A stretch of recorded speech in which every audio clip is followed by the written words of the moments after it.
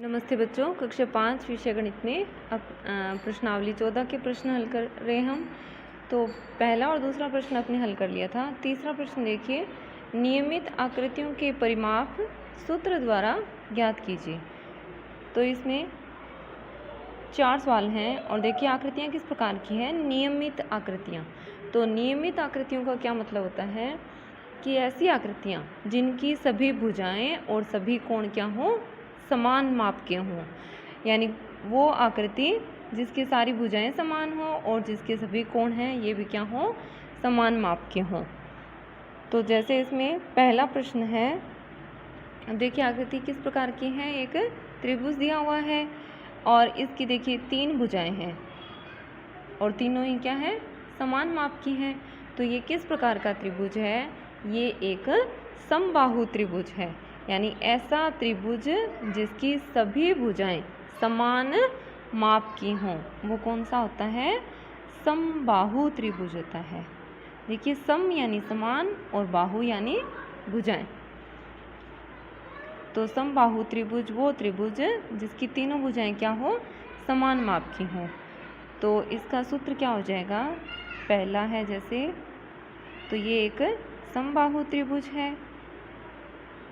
तो समबाहु त्रिभुज का परिमाप, तो इसके परिमाप को ज्ञात करने का सूत्र क्या हो जाएगा। देखिए अब इसमें 3 भुजाएं हैं, तो 3 गुणा भुजा, ये इसका सूत्र बन जाएगा। तो 3 का 3 और भुजा देखिए कितनी दे रखी है अपने को, 14 सेमी दे रखी है। तो भुजा की जगह लिख देंगे 14। तो 14 को 3 से गुणा करेंगे तो कितना आ जाएगा, 14 तिये 42 सेमी। तो ये इसका परिमाप हो जाएगा 42 सेमी। इसी तरह से दूसरा प्रश्न है। अब इसमें देखिए किस तरह की आकृति है, ये एक वर्ग दिखाया हुआ है। इसकी चारों भुजाएं क्या है, समान हैं। तो ये हो जाएगा, दूसरा हो जाएगा वर्ग का परिमाप बराबर, अब इसमें देखिए कितनी भुजाएं हैं, 4 हैं। तो इसका सूत्र क्या हो जाएगा, 4 गुणा भुजा। तो 4 की जगह 4 और भुजा जितनी दे रखी है, तो माप कितना है, 6 सेमी। तो भुजा के माप की जगह उसका माप लिख देंगे। तो 4 गुणा 6 कितना हो जाएगा, 4 छिक्के 24 सेमी इसका उत्तर हो जाएगा। इसी तरह से इसका 6 है। अब इसमें देखिए जो आकृति है, भुजाएं देखिए कितनी है इसकी, 1 2 3 4 5 6, 6 भुजाएं हैं। तो ये आकृति क्या कहलाएगी, षड्भुज कहलाएगी। और सभी भुजाएं क्या है, समान है। तो ये क्या है, एक सम षड्भुज है। तो तीसरे में हो जाएगा कि सम षड्भुज का परिमाप बराबर, तो अब इसमें भुजाएं कितनी हैं, 6। तो इसका सूत्र क्या हो जाएगा, 6 गुणा भुजा। अब देखिए नियमित आकृतियाँ, यानी जिसकी सभी भुजाएं क्या हों, समान माप की हों, तो उसको ज्ञात करने का सूत्र देखिए। अब जैसे इसमें त्रिभुज में 3 भुजाएं थी, तो इसका सूत्र हो गया 3 गुणा भुजा। दूसरा जो प्रश्न था, ये एक वर्ग है, यानी ये एक चतुर्भुज है और इसमें 4 भुजाएं हैं। तो इसका परिमाप ज्ञात करने का सूत्र क्या हो गया, 4 गुणा भुजा। इसी तरह से तीसरा प्रश्न है। अब ये भी क्या है, एक नियमित आकृति है, यानी सभी भुजाएं इसकी भी समान हैं। तो इसमें अब कितनी हैं, 6 हैं, इसलिए ये क्या है, षड्भुज है। तो षड्भुज का जो सम षड्भुज है उसका परिमाप क्या हो जाएगा, 6 गुणा भुजा। या आपने कह सकते हैं कि नियमित षड्भुज का परिमाप बराबर 6 गुणा भुजा। तो 6 गुणा और भुजा की जगह भुजा का माप तो कितना दे रखा है, 6 सेमी। तो 6 गुणा 6 तो कितने हो जाएगा, 36 सेमी परिमाप हो जाएगा। इसी तरह से इसका चौथा प्रश्न है। अब इसमें देखिए कितने हैं, 1 2 3 4 5, 5 भुजाएं हैं। तो ये एक क्या है, पंचभुज है। पंच यानी 5, भुज यानी भुजाएं। जैसे षड से 6 भुजाओं वाला षड्भुज और 5 भुजाओं वाला पंचभुज हो गया। और चूंकि इसकी सारी भुजाएं क्या है, समान है, यानी एक नियमित आकृति है, तो ये या कह सकते हैं अपने कि ये समपंचभुज है, समान 5 भुजाओं वाला है ये। तो समपंचभुज का परिमाप क्या हो जाएगा, भुजाएं कितनी है इसकी 5, तो 5 गुणा भुजा इसका ये सूत्र हो जाएगा। तो भुजा की जगह कितना लिख देंगे 9 और 5 नियम कितना हो जाएगा 45 सेमी। तो कोई भी नियमित आकृति हो उसके परिमाप को ज्ञात करने का सूत्र कैसे होगा, जितनी उसकी भुजाएं हैं, जैसे इसमें 3 है तो इसका हो गया 3 गुना भुजा, इसमें 4 है तो इसका सूत्र हो गया 4 गुना भुजा, इसमें 6 भुजाएं हैं तो इसका सूत्र हो गया 6 गुना भुजा, इसमें 5 है तो इसका हो गया 5 गुना भुजा। आगे इसका चौथा प्रश्न देखिए कि विजय ने एक आयत बनाया है, आप इसका परिमाप और क्षेत्रफल ज्ञात कीजिए। और फिर क्या करना है कि क्या आप इसकी लंबाई व चौड़ाई को इस प्रकार बढ़ा सकते हैं कि इसका परिमाप व क्षेत्रफल है वो समान हो जाए। तो देखिए यहाँ पर एक ग्रिड पेपर पर यानी एक वर्गाकार जो कागज़ है इस पर एक आयत बनाया हुआ है, हमें इसका परिमाप और क्षेत्रफल ज्ञात करना है। तो परिमाप भी आप जानते हैं क्या होता है, यानी इसकी सारी भुजाओं का योग है, ये क्या है परिमाप है, चारों ओर का माप है जो। तो ये कितना हो जाएगा 5, 5 10, 10 और 3 13, 13 और 3 16 सेमी हो गया। अगर अपने सीधा देखें इसका बिना सूत्र के तो परिमाप अपने निकाला तो कितना आ गया 16 सेमी आ गया। इसी तरह से इसका अपने क्षेत्रफल देखते हैं।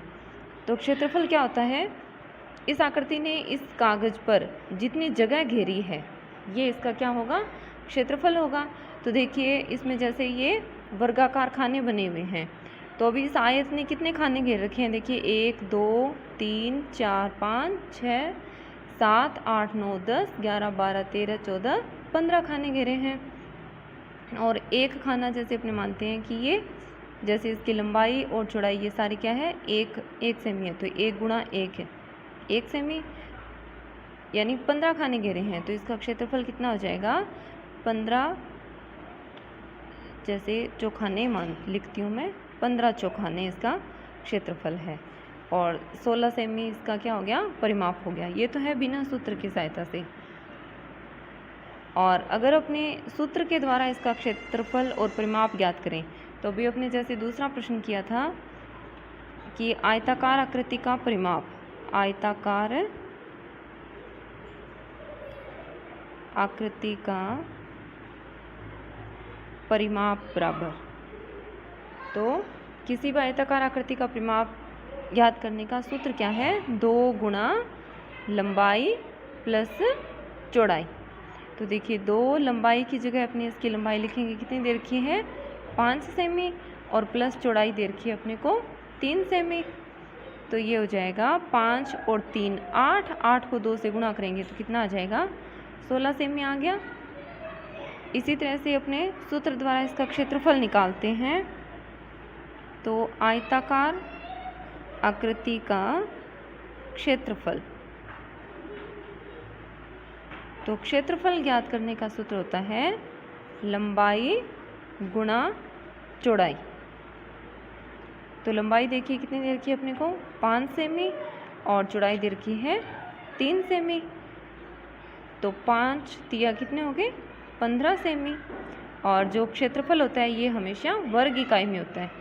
तो जैसे ये सेंटीमीटर है तो ये सेंटीमीटर स्क्वायर हो जाएगा, या अपने इसको हिंदी में लिखेंगे तो ये हो जाएगा 15 वर्ग सेमी।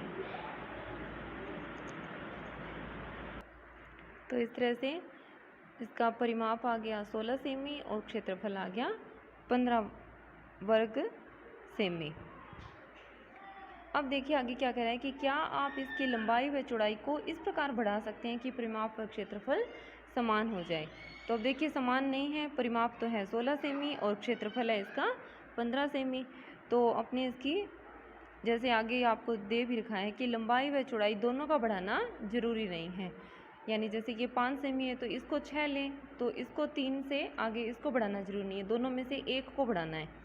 तो जैसे अपने मान लीजिए कि लंबाई बराबर ले लेते हैं, 5 की जगह ले लेते हैं 6 सेमी और चौड़ाई वही रख लेते हैं 3 सेमी।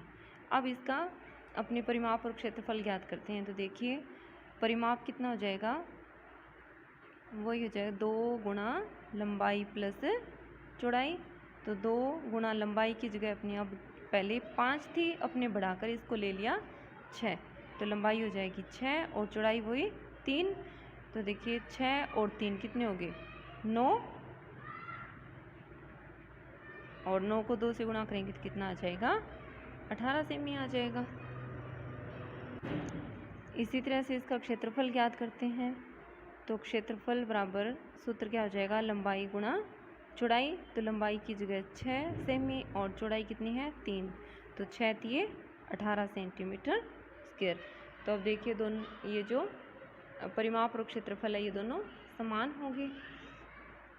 तो आप इस वीडियो को ध्यान से देखेंगे और इन प्रश्नों को हल करेंगे। बाकी के प्रश्न अपने अगली वीडियो में करेंगे। धन्यवाद।